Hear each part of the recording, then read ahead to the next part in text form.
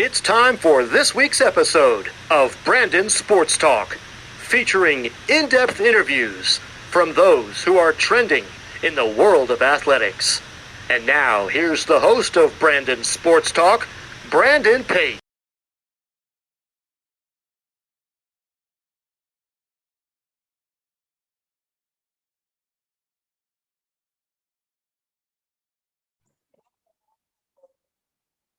Welcome back to Brandon Sports Talk. In today's episode, I have the privilege to interview the San Jose Sharks Director of Premier Hospitality, Johnathan White. How are you doing today? Good, Brandon. I appreciate you having me today. Can you talk about how you knew that you wanted to work in professional sports? Yeah, funny enough, I never had intentions when I was growing up or even going through college of working in sports. I played sports. I was a average athlete at best throughout high school and continued to play intramural sports and things like that in college. But it really did not become a reality for me until actually my senior year of college in Oklahoma. I started getting involved with the sports management club and found my way into a couple of internship opportunities, and I sort of blinked and all of a sudden I was in a sports role full time. So never my intentions, but I'm certainly glad it worked out the way it did. What was your time like as the game day intern for the Texas Legends? Yeah, it was a lot of fun. It was my very first job I ever had in my life. Really cool opportunity for me as a freshman in college to be in a G League atmosphere, which is a lot of fun, really family oriented, an experience that's a lot more than just what's going on the basketball court. And I think that's what the Texas Legends have done, almost as good as any team that I've worked for, is really creating an environment that's, again, family focused, friendly. They have games, activities, and a concourse. And so my job as an intern was to help manage and facilitate some of those games. So I would be overseeing a bounce house or something like that behind the basket. I'd be helping out with dribbling drills or something like that in between quarters. So it was just a really fun opportunity, and it started to give me some exposure into what a full-time opportunity in sports could look like. But again, I was 17, 18 years old. It was something cool. Retail was not for me. Food services was not for me. And so the opportunity to work at a sporting event was very, very intriguing to me. Although, again, I still did not know it would happen on a full-time basis. What was your time like with the Oklahoma City Dodgers as the promotions and internet entertainment? Yeah, that was fun. That was my second job that I had in sports. And again, I'd reached a point at Oklahoma. When I actually went there, I was a supply chain management major. So I was in the business school. And I waited until my senior year to decide to change majors, which my parents did not like at all. And I changed my major to public relation with a minor in communication. And as a part of that transition, I started to realize, I'm coming up on senior year. I need some experience. I need some jobs. I need something on my resume. And just as it was a couple of years prior, I thought, well, I still like sports. The sports management club was something I knew I was joining. I was going to be the PR chair, so that was fitting. And again, I took a look at what opportunities were out there in the Oklahoma City area during the summer, since I was doing some summer school classes, and I saw minor league baseball was an option. I thought, well, I've already done one sports job as an internship. Maybe I'll do another one and see where this lands me. And that was really what catapulted me into exposing me to sales full time, giving me the confidence to sell full time. Job wasn't ideal for me, I would say. It doesn't fit my personality. We would running around and doing games, and we'd go on the dugout and dance and sing and hype up the crowd. And I'm kind of an old soul, so I don't really have those skills, but it gave me the confidence to be in front of people, go up to guests, introduce myself, and it directly transitioned into my next role pretty seamlessly at the Thunder. So it's weird how things work out, but you just got to take something from each and every opportunity, and again, it helped pay off in the long run. What was your time like with the Thunder? Thunder were great. I mean, I had a couple of internships, obviously, as I mentioned, but the Thunder were the first team that gave me a chance and really believed in me long term. So Justin Jordan was my inside sales manager. He's still there today. And he gave me an opportunity to work for them part-time and get to know ticket sales on a game day basis.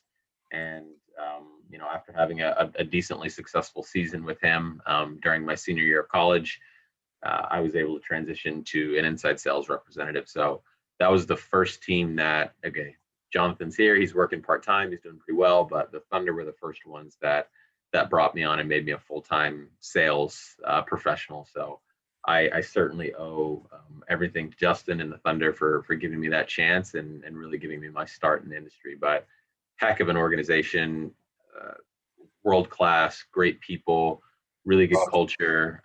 Product on the court was pretty good too. We had Kevin Durant, we had Westbrook, we had Ibaka. We were a contending team. So, leadership on down, Sam Presti, the GM. I mean, just a phenomenal group of individuals, and one that's certainly special to me.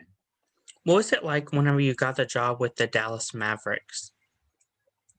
Yeah, Mavs was a unique one because, obviously as a professional, it was my first role as an account executive. So, I'd finally really felt like I had arrived in the industry. I'd gotten a more permanent full-time role, but, I'm from Dallas originally. So that was an opportunity for me to actually go home and sell for sort of the hometown team. So that was unique for me because, I had the opportunity to go work for a sports team that I had connections in the marketplace with, right? Like I lived in Dallas for 10 plus years. I could come in as a seller and immediately, I knew churches in the area, I knew schools in the area, I knew companies in the area. And so I felt like, me taking the Mavericks job was an opportunity for me to come in and immediately make an impact. And, we had it wasn't the most successful season on the court, but, we still had Dirk Nowitzki, who's an absolute legend. And so, he was enough to get some butts in seats for us. And, we were able to have a really, really good year for group sales, season tickets, as always. The Mavericks always do. But no, heck of a time, really good leadership. And again, my first account executive position that helped position me, for bigger opportunities down the road. What was your time like going to the Santa Cruz Warriors as the director of ticket sales? So that was my first opportunity to go into leadership. So that was a big one, right? So I went to the San Francisco 49ers after the Mavericks as a seller, as my last year as an individual contributor. Had a pretty good campaign. And then, honestly, Brandon, I reached the point in my career where I thought, probably pretty naively, like, oh, I got it all figured out. I can do this. I'm ready for the next thing pretty early. And, I kind of bet on myself and thought, I thought I had enough knowledge in the industry to take on leading a team of my own. And so, albeit a lot of people were confused and thought, why are you leaving the NFL? Like, why would you leave the NFL to go to the G League again? And it just wasn't about that at that point in my career. It wasn't about the team. It wasn't about the logo. It wasn't about your salary. Like none of that was really important to me anymore. It was all about me getting the experience as a leader and starting to develop and grow and take, sort of the next phase of my career and get that started. So the Santa Cruz Warriors were, again, I've been really fortunate. So you'll hear this a lot, like great organization, but like the Warriors are, they're the Warriors, right? Like I was there when they won a championship. So really cool organization, but more importantly, the people on the inside of the Warriors are what makes them special. Their president, Chris Murphy, that hired me, their VP, Mike Parr, the leadership at Golden State is second to none. So that's a really good group and really special. And, just as much as I owe the Thunder for giving me my first shot, I owe the Warriors everything for giving me my first shot at leadership at a pretty young age. When I was pretty bad at that job, if I'm being completely honest. And, they gave me a shot at like 25 years old. So I owe the world to them. And it was a phenomenal opportunity for me to grow. What was it like for you to work in the NFL with the San Francisco 49ers? I'd say that, it's nothing against the Sharks or the Warriors or anything like that, but I think the 49ers was the coolest job I've ever had. Being in the NFL is special in its own, but being with the 49ers, like that was really the first legacy franchise I'd worked for in my career. I worked there before I got to the Warriors, and the Hall of Famers that they've had, the Super Bowls they've won. It was as glamorous as you can imagine working for the 49ers was. It was really cool. And then again, more importantly about the people in the locker room inside, like the leadership there was just, such good people. Paul Epstein hired me there. Al Guido, their president, I had some connections with before I came out there, and it was just a really good group. So that was unique because when I was leaving Dallas and sort of looking for my next challenge, I wanted to stay in group sales, and I really wanted to move out to California. Selfishly, like my family's from here, it was important for me to be on the West Coast, and they were actually sort of restarting their sales department. Really, if I'm being honest, they called it the Sales Academy. So it just sort of rebranded and brought in new sellers to sell season tickets. And now they were looking for a couple of folks to sell group tickets and help get that department off the ground. So I was really, really fortunate to get that opportunity to come out and sort of put my fingerprints on a department. Was, an opportunity that I couldn't pass up. But I mean, it was the coolest experience I think I've ever had. Being at NFL games every Sunday was awesome. And just a world-class organization again. So love the Niners, love everyone there, and I'm still really good friends with those folks. So they're certainly continuing to do well, which I love. What was the transition like for you from going from the NFL to the NBA to now you're with the NHL with the San Jose Sharks? Yeah. It's honestly, I get that question a lot. It wasn't as it's not as difficult as you'd think, right? I mean, obviously it's a different sport, but I'm in the business of experiences. I'm not in the business of like wins and losses and things like that. That's not what we can focus on as professional sellers. And so for me, it's more or less, can you adjust and adapt to a new product, a new season ticket base, new product line, new experiences that you have to leverage for sales opportunities. That's the easy part of the job, right? But I mean, as long as you have the fundamentals of a seller down, that transition is pretty seamless. So I think my onboarding process, takes a couple of weeks just to get to know your organization. But from a product standpoint, it takes a couple of days, and you can really hop on the phone immediately, because all the principles and fundamentals that you used as a seller in the NBA work in the NFL, and they work in the NHL, and they work in the MLB, and they work in the G League. It's all the same, right? I mean, again, just some of the things that you can leverage are different. So if I can give an example, in the NBA, as a group sales account executive, we would focus on leveraging what we called Court of Dreams. So essentially that was the opportunity for us to go to individuals like you, schools, whoever, and rent out the Mavericks basketball court. And so we could put a price on that, right? And it would come with group tickets, and you could come out, Brandon, and you could rent really American Airlines Center, and you could play basketball on the court. When I came to hockey and when I went to the NFL, I didn't have that experience. I don't have a basketball court to leverage. So things just evolve a little bit. So now instead of Court of Dreams, here at the Sharks, we have Rink of Dreams. So now instead of doing that, you come out and you can rent the ice at SAP Center, and you can play hockey on the ice. You can skate on the ice. You can bring and have a company outing and just like hang out and have a fun, family event out there. So again, the experiences are really similar. They just sort of adapt and evolve, based on the sport, but the fundamentals of the seller is the exact same. That's pretty amazing. What is your role as the Premier Hospitality? Yeah, a couple of things. So the two main functions that I focus on today are group sales and suites. So I came here to help oversee group sales. So again, that's what I came up in as a seller. Really just think of groups as large quantities of tickets and developing and creating new experiences. So my team, executes theme nights and heritage nights. So if we have Hispanic Heritage Night or African American Heritage Night, like my team does those. We'll also do them with schools and churches. So San Jose State, Stanford, Cal, all those big universities are right in our backyard. So we'll host San Jose State Night, and we'll bring out 1,500 students and alum from that school on a specified game night for them. We'll do cool prizes and giveaways with like a mashed Sharks logo and an SJSU logo. And so I sort of brag that I have the creative bunch of the ticket sales department.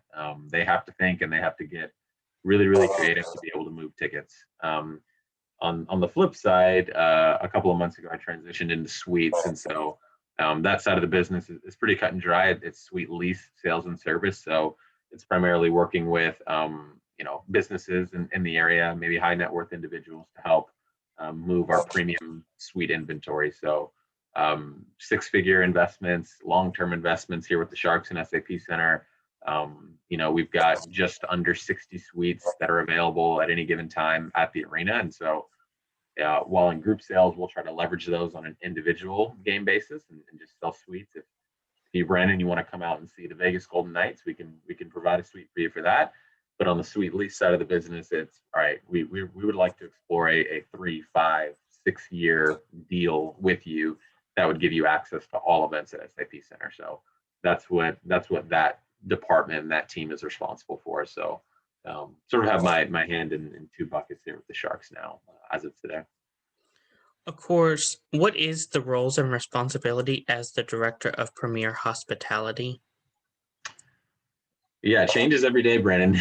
I'm going to be honest. It's a lot, but at the core of it, my responsibilities, simply put, is to make sure that my team has everything that they need to do their job at the best of their ability. Simply put, like that's why I'm here. That's why my role exists. I'm not on the phones. I'm not selling tickets. Like I help sell suites now a little bit, but for me, it's all about what assets, what help, what guidance and assistance can I provide for my sellers. And so they're the ones out there moving inventory. They're the ones out there packing our stands, not me. I'm not doing anything. I'm merely here as a resource for them to make sure that they have each and everything that they could possibly need to make sure they can be the best versions of themselves every day. And that's a little cliche, but I mean that's what I do. I'm here to support them. I coach them. I train them. I'm here to give them advice if they're handling accounts.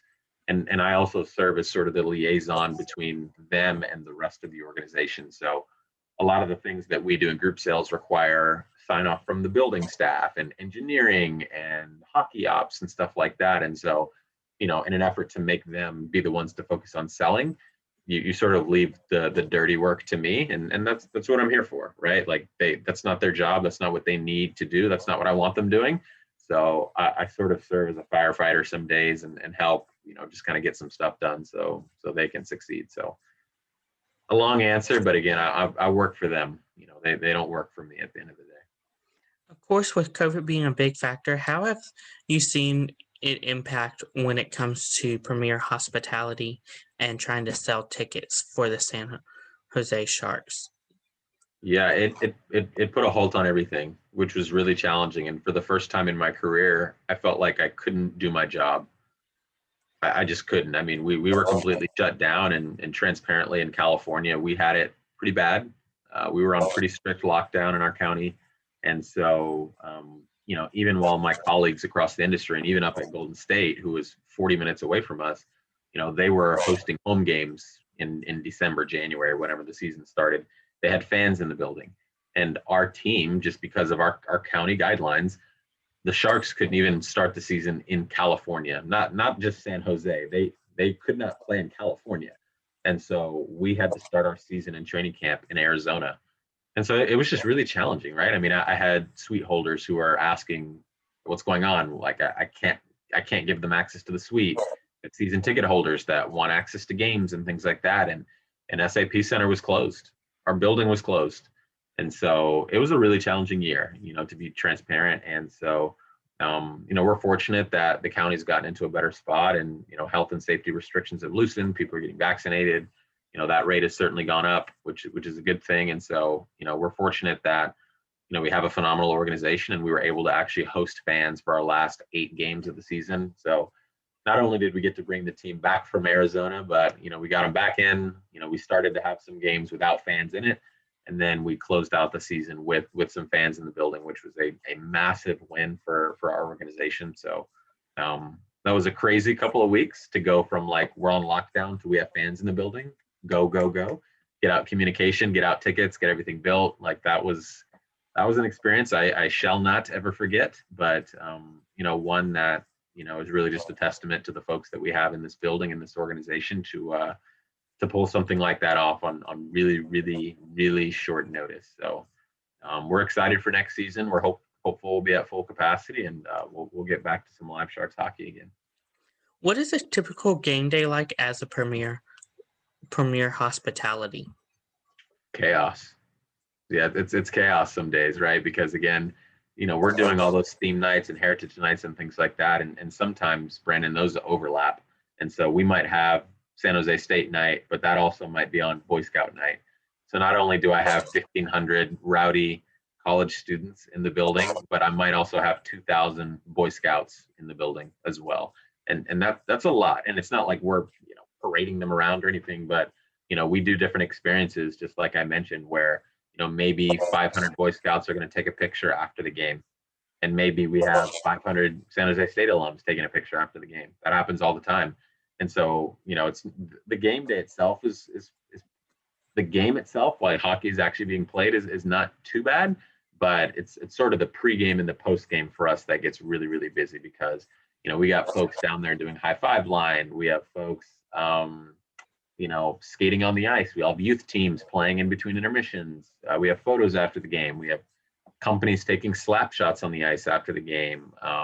We have all sorts of stuff going on. So while most of our staff and ticket sales leaves once the game ends or much in advance of it doing so, group sales is normally here at least 30 minutes, an hour, sometimes several hours after game. So even before last season ended, we had a couple of runs where we were at the arena until 1 o'clock in the morning. Because I think we had Stanford hockey playing a game here for their regular season. So those nights are really fun and good opportunities to bond with the staff. But it's 1 o'clock in the morning and I got to be back at my desk at 7 or 8. And it's a lot, but that's the nature of the business. And that's why we love our job. So we wouldn't trade it for anything in the world. What is the fan experience like in Premier Hospitality? I like to think that we have a pretty big role in helping create what the experience is here at SAP Center for our fans. Again, we touch a couple of different product lines like suites, group tickets, but again, we also can leverage opportunities that are, what we deem once in a lifetime, right? Not many people get to high five their favorite athlete of all time. That's rare. And we get to help put those experiences together for kids, for companies, for adults. It doesn't matter. So, we get to sort of help, kind of check off some things on people's bucket list and cool experiences. And that's the best part of the job, right? You bring a couple of kids down and you get to see them high five Brent Burns and Evander Kane and Joe Thornton last season. That's just cool, right? Even as an adult, I have idols and favorite athletes as well. I'm a Lakers fan. I'm a LeBron fan and all that. And, the Lakers and Staples Center, they're doing the exact same thing out there. And so that's the coolest part of the job. It's not about the wins and losses. It's not about what happens on the playing field or the ice. It's about what happens, in your total experience at SAP Center. And, I'm proud that I have, I think, the best staff in the business to help put together a phenomenal game day every single game. So we have a lot of fun. What is something that you learned now that you didn't know before you started? My whole career, something I didn't know. It's a good question. I think the biggest lesson that I learned early on in ticket sales was, and why I think I got really hooked on it, was that it really took me back to being an athlete in like high school, where like if you put in the time and work on your craft, you can really, really make an impact on your career and get better. And, when I started off playing basketball as a kid, I was terrible. I was really, really bad at basketball. And I remember getting cut from my team in 7th grade. And I just remember being pissed off. I'd never been angrier in my life because all my friends were on the basketball team and I was the only one that didn't make it. And so I sort of set out that summer and said, look, I'm going to become the best basketball player I can possibly be. I started going to camps. I started working on my game day to night. I would skip holidays, Halloween, Christmas morning. I'd be out there shooting in my driveway. And I came back the next year, made the team, and went on and was fortunate enough to play varsity throughout high school. And, when I started off as a ticket seller, I was also really, really bad. I started off in dead last place in inside sales. When I came out here to the 49ers, I was last in sales, dead last. And I'd been in the industry for a couple of years. I was last. I was not doing good. And although it wasn't basketball and sports, it sort of took me back to the same mentality I had a decade prior, which was, all right, recognize the holes you have in your game, the flaws that you have, where do you need to improve and get better, and focus on those and get better, put in the time, do the extra thing, right? Again, just like sports, like, are you the last one to leave the gym? I certainly was in high school. And I started, translating that mindset and that mentality into my professional life. And so, Everyone would leave at 5 o'clock. That's when we were allowed to go home. I was there till 6 o'clock. We only had to make 40 calls a day. I made 50. We only had to set 3 meetings a week. I set 5. You do things like that, and over time, you're going to consistently start to get extra reps, and you're going to get better, and you get more experience. And there's no hocus pocus. There's no magic to it. It's just like, are you willing to put in extra work than those around you? And I needed to do it because I was not as talented as those around me. And, thankfully it started to all come together, and, it's kept me around the industry for a while. So, I think that was the biggest lesson I learned pretty early on. That's amazing. What advice would you give somebody looking to work in professional sports? Biggest advice is something I'm guilty of. So I'll say that. But the biggest advice that I can give everyone is pay attention to the people in the industry and who you're working for and who you're working with, not the logo, not the league. It's really, really easy in this industry. And again, we're all fans of sports teams, right? You probably have a favorite football team or basketball team or something like that. It's really easy when you're coming into the industry to say, wow, I'm a big Dodgers fan. Got to go work for the Dodgers. But you don't really have any rhyme or reason behind that other than your fandom, which is a really bad North Star for you to choose a career path with. Your fandom and your career path need to be completely separate. Are they going to overlap? Of course. Some people certainly work for their favorite teams. And if it checks the box, then, that's heaven, right? Good for you. But you can't go into a room and say, like, oh, I'm a Lakers fan, I got to work there. I'm a Sharks fan, I got to work there. Instead, you need to really pay attention to, is the leadership at the Sharks going to put Brandon in the best position possible to succeed in your career? If not, man, although the Sharks are your favorite team on the ice to watch, that's probably not the best opportunity for you as a sports professional to succeed long term. And so, for me, I'll tell a very transparent story. I'm not the biggest hockey fan in the world. I'm not, just to be honest. I'm a basketball and football guy. And so that's why it was really cool for me to work in the NBA and NFL before. But when I was looking for a new path for my career that led me here to the Sharks, although I'm not the biggest hockey fan, I was familiar with the leadership team that was here at the VP level. I was familiar with some of the managers that I would be working with and who would be my peers. And they got me to the Sharks, not the sport, none of that, not team success. The team was pretty fresh off a Stanley Cup run. That was irrelevant to me. It meant nothing to me, to be honest. It was all about who am I going to be reporting to? Who is that leader? And do I firmly believe they have my best interest in mind long term? And that answer was a resounding yes. I think I have the best leadership in the game right now. And that's why I'm the happiest I've ever been at the Sharks. Although it's likely my least favorite sport from a fan perspective, I'm the happiest I've ever been. And that's not a coincidence, because again, you have to choose your roles based on the folks in your locker room with you. And that's what got me here. And that's what has me here to stay for hopefully a long time if I don't mess things up too bad. So that's great advice. Where can my listeners find you at on social media along with the San Jose Sharks at? Yeah, I'm available on LinkedIn. So I think my LinkedIn URL is linkedin.com/JWhiteSharks, all one word. Also open to email as well. So anyone can email me at any time. It's jwhite at sjsharks.com. I'm always open to talking or having a conversation and being a resource if I can. So please don't hesitate to reach out to me, and I'd be happy to speak with anyone. Thank you again, Johnathan White, for your interview, and best of luck in your future with the San Jose Sharks as the Director of Premier Hospitality. Awesome. Thank you so much, Brandon. I appreciate the invite, and certainly best of luck with you, and keep up the good work with the podcast. Thank you. You can find Brandon Sports Talk on Facebook at Brandon Sports Talk, Instagram at Brandon Sports Talk, Twitter at Talk_Brandon, and you can find me on YouTube at Brandon Sports Talk. Don't forget to like, comment, and subscribe. Thank you again, Johnathan White, for your interview, and best of luck. Thanks, Brandon. Have a good one. It's time for this week's episode of Brandon Sports Talk, featuring in-depth interviews from those who are trending in the world of athletics. And now, here's the host of Brandon Sports Talk, Brandon Pate.